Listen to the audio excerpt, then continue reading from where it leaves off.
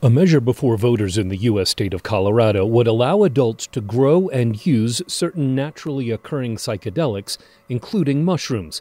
Their sale would be limited to state-licensed healing centers where trained facilitators would supervise their use. Entrepreneur and spiritual coach Beth Weinstein says restricting sales to Colorado healing centers would further distinguish natural hallucinogens from other legal intoxicants, such as alcohol. These plant medicines or various forms of psychedelics are not necessarily something that someone is going to go take and then go cruise around on the road or, go to a bar like we do with alcohol and then drive home. Most people, and I can only speak for myself and many communities that I know, they actually go to one place to have a psychedelic experience. Supporters of the proposal point to clinical trials that show the drug's uses in treating terminally ill patients and people who suffer from depression, anxiety, or post-traumatic stress disorder. Matthew Duffy is co-founder of the Society for Psychedelic Outreach, Reform, and Education.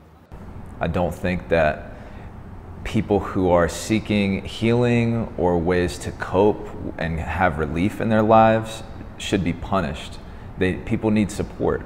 Duffy says that support requires a rethinking of the infrastructure supporting mental health and alternative therapies.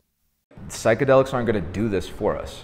We have to take care of ourselves, take care of each other, and we have to create the community capacity to actually integrate psychedelics well.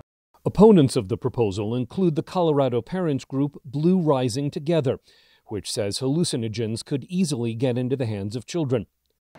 The group says the ballot initiative is being driven by profit-making commercial interests that will then push for full legalization, as was previously allowed in the Netherlands. The parents group spoke with VOA about the measure, but declined an on-camera interview.